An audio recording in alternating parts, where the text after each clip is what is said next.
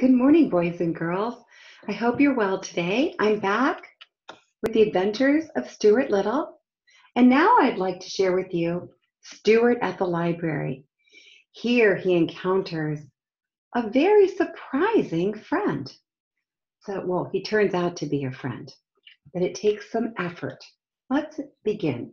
Stuart at the library.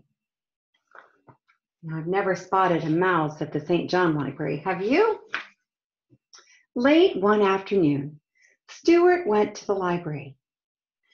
"Do you have any books for someone like me?" he asked the librarian.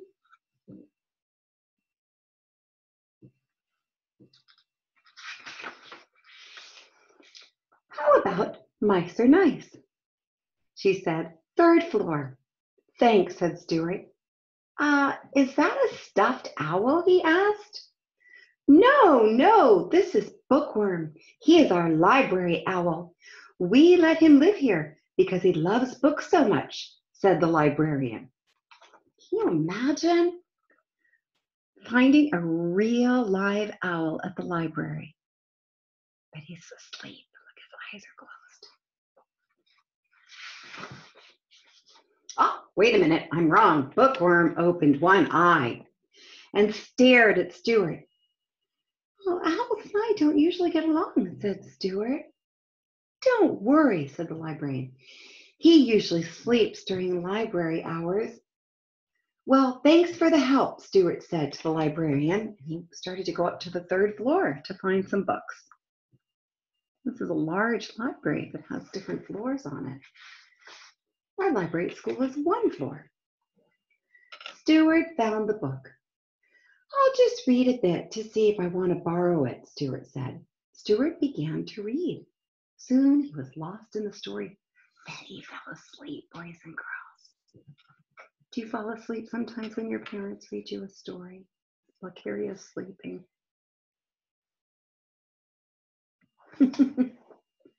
He looks very comfortable. Something woke Stuart. "Oh, I must have slept past closing time," said Stuart. "Indeed you have," said a voice. "Bookworm, is that you?" Stuart asked. The big owl flew out of the shadows. "It is I," said the owl. Remember the librarian explained that Bookworm only is awake when the library is closed.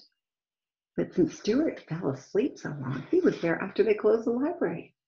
"Oh dear," Stuart said, and he began to back away. "Never fear," said Bookworm. "I just want to read my books. I don't want to chase mice." He looks a little frightening though, doesn't he? To Stuart. "I love to read too," said Stuart. "What's your favorite book?" "Oh, there have been so many," Bookworm said.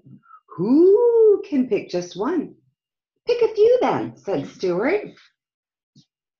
Here we go. Stuart is sitting on the book Mice Are Nice, talking to Bookworm to see what book is he going to choose from all the books in the library.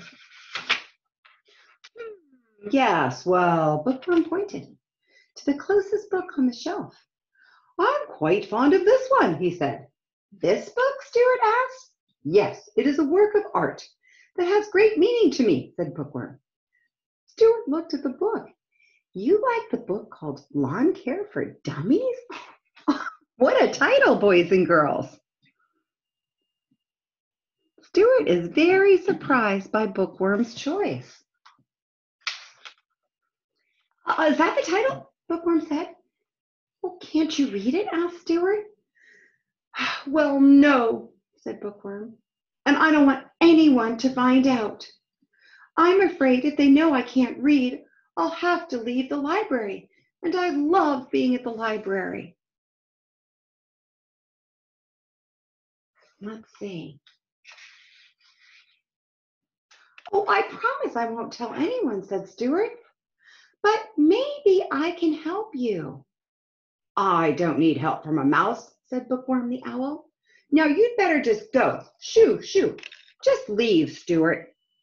The owl is not happy that Stuart knows that he can't read. He feels a little embarrassed. Stuart left, but soon, the next day, he went back to the library. Bookworm opened one eye and asked, "What are you doing here?" "I've come back. I want to help you learn to read," said Stuart. "Well, don't bother me," said Bookworm. "Let me sleep." "Well, when you wake up," said Stuart, "I've chosen some other books you might like to listen to." And so Stuart is standing on a stack of books, boys and girls, and the one on the bottom, the title of that is Owls and Mice Can Be Friends. I think Stuart's hoping to make a new friend. "Let me see those books," said Bookworm. "What is this one about?" "Oh, this one, it's about a very smart owl who finds out it's never too late to learn," said Stuart. "Well, if you insist," said Bookworm, "why don't you start?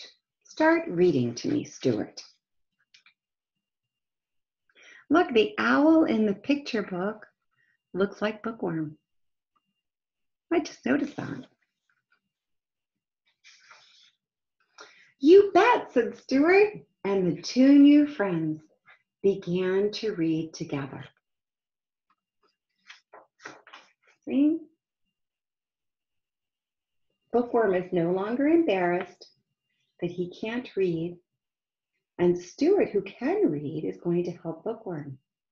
And one of the ways we learn to read is by sharing stories together.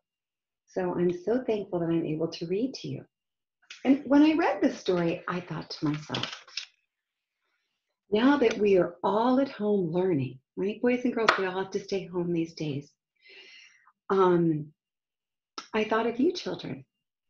And in the story of Bookworm and Stuart is very small. I think he's much younger than the owl, but he is able to teach the owl many things. And I was thinking of you, my 3 and 4-year-olds that I miss so much. I wonder what you are able to teach to someone in your family. I think they are learning from you these days. And I look forward to hearing from your families what you're teaching, and then what are you learning from one another? We can all continue, even though we're at home, to learn and to grow and to help each other in many different ways.